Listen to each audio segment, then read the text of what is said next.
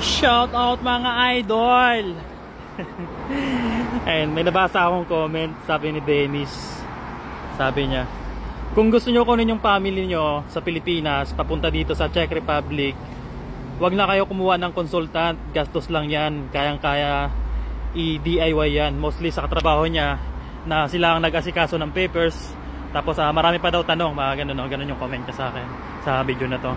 Ito sasagutin ko lang ito walang samaan ng loob kasi alam mo sa totoo lang hindi kasi tayo para parehas ng ng mga diskarte sa buhay, alam mo yun. May mga tao na gusto yung DIY, oo. Yung ibang tao gusto dahil sa consultant kasi hindi naman lahat, alam mo sa abroad, hindi naman kasi lahat may mga pera. Sa totoo lang, ako nga kahit nandito sa abroad, matagal na ako dito alam niyo, wala masyadong ipon. Pera kasi yung pinag-uusapan dito. Ayun, pera yung pinag-uusapan kapag sa ganitong mga family reunification dito sa bansang Czech Republic, no? Pwede ka naman mag-DIY. Kayang-kaya sa totoo lang. Kayang-kaya mag-DIY, kahit nga ako, kayang-kaya ko mag-DIY. Kung kukunin ko yung asawa ko, yung family ko, papunta dito, kayang-kaya mag-DIY. Pero may tanong kasi, bakit? Ayun, bakit ba? Bakit hindi mo kaya mag-DIY? Siyempre, gagastos ka dun gagastos ka mga papers sa consultant kasi. Sa consultant mayroon ka rin babayaran, di ba? Pag nag-DIY ka, mayroon ka rin babayaran. So wala namang libre, sa totoo lang. Walang libre sa pag aasikaso ng family reunification. Lahat mayroong bayad. Kahit sabi mo medyo mura or saan ka mapapamura, saan ka mapapamahal, sa akin lang kanya-kanyang kanya-kanyang diskarte sa buhay, no? Shout out sa iyo, idol, consultant. Sa totoo lang, kapag nandito naka 6 months ka na dito, pwedeng mo nang kunin yung yung family mo dito sa bansang Czech Republic. Ayun lang. Ayun lang yung opinion ko kasi hindi ko masasagot yung hindi ko talaga kagustuhan na kung ano ba yung gusto nila.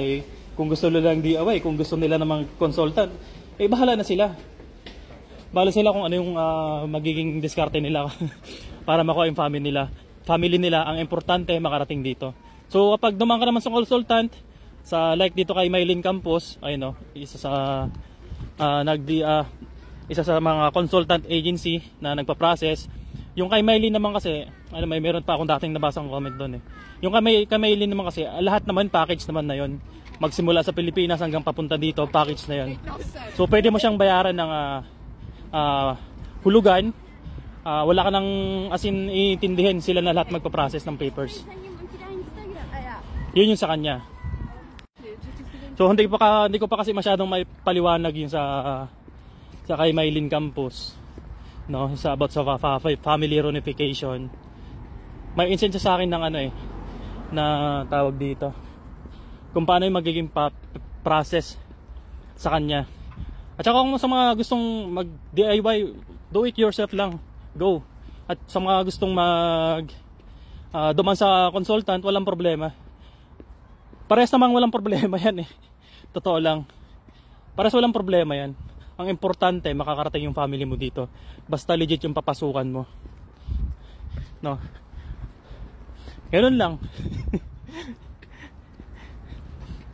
Natawa kasi ako Kahit sino naman gustong makarating yung family dito. Parehas na yan, parehas lang may gastos dyan sa sa paggawa ng family. Kahit hindi ka dumaan sa consultant, magdi-DIY ka, gagastos ka rin dyan. Nga lang, may pagkaiba sa presyo. Lahat yan may bayad. And shoutout para sa mga viewers natin, sa mga nakaka-upload ng mga videos natin. Yan. Mag-comment lang kayo kung saan nakarating tong video to. Malay mo ikaw yung mabasa kong comment na magawa natin ng content. Tulad dito kay kay Idol Dennis. Shoutout sa iyo, Idol Dennis. And dito tayo sa Sentrum sa Hermos. Yan, kung gusto yung hindi lang naman si dito ang consultant about sa family reunification. Hindi lang naman si Mylene Campos yung consultant dito, marami pang iba. May mga katrabaho rin ako na nag-consultant din. Pero yung binayaran nila, mababa nga lang talaga. Mababa lang. Pero kay Mylene Campos, 100% legit yan. Kahit nahulugan mo yan, walang problema. Kasi kung kayang-kaya naman bayaran, why not, di ba? Sa mga nagsasabi na ganito ganyan, malulubog daw sa malulubog sa utang. Alam mo, kapag pumasok ka sa ganyang consultant at alam mong hulugan, bakit ka lulubog? Kung ang kinabukasan mo naman at para sa pamilya mo, makakarating family mo dito, walang imposible, di ba? At saka yung tulad yung sinasabi ko, di ba? 6 months lang na pag-stay mo dito sa bansang Czech Republic, pwede mong kunin yun yung family mo. At saka hindi ko na rin kagustuhan kung ano ba yung kukunin nila, di ba? Kung kukuha ba sila ng consultant or mag-DIY.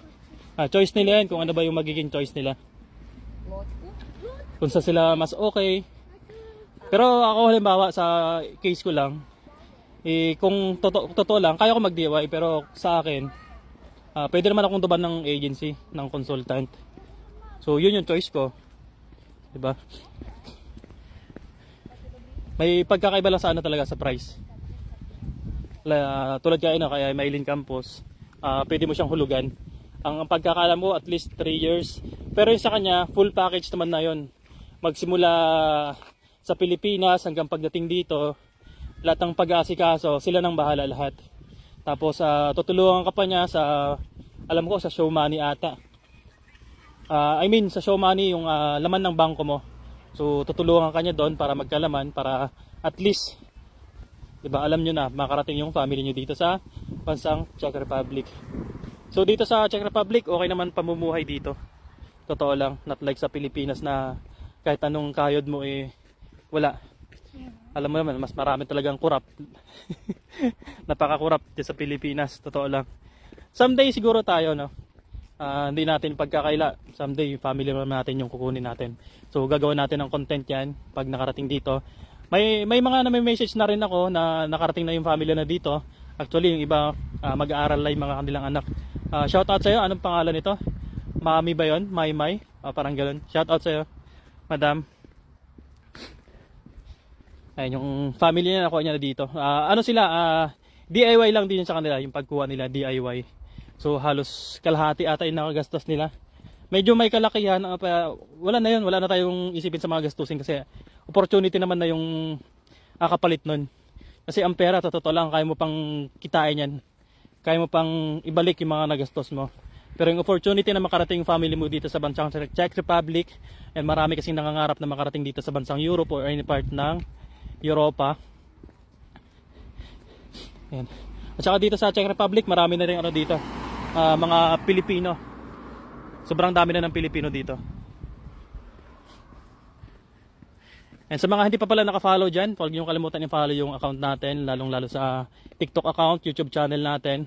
Ayan, pa-search na, pa-click na lang ng bio dyan sa labas ng profile natin. Click nyo lang yan, madidirect kayo sa YouTube channel natin. And medyo mababa pa yung subscribers natin doon dahil medyo bago pa yung channel natin. So ayun lang, no? Ayun lang yung sagot ko about sa family reunification.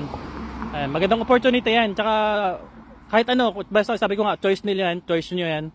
Kung ano ba yung mas affordable sa inyo, kung magkukuha ba kayo ng consultant or mag-DIY kayo. So parehas lang yan, parehas lang may gastos. So may pagkakaiba lang sa pagbabayad. Sa consultant, ang pagkakalam ko, medyo may kamahalan. Meron ding tawag dito, meron ding hulugan. Sa DIY naman, ayan, medyo mababa lang naman talaga pagka DIY. Kayang-kaya naman talaga, sa totoo lang. So di ko na patatagalin tong video na to. Ayan, sa mga followers natin, ayun, pa-comment lang kung saan nakabot tong video na to. At shout out, big shout out sa mga kabayan natin dito sa Czech Republic or any part of Europe. No, sa mga nagnanais na makarating dito, ayan, patuloy nyo lang. Marami tayong agency na papunta dito sa bansang Czech Republic. Flex lang, ito yung ano namin, no. Yan yung accommodation namin.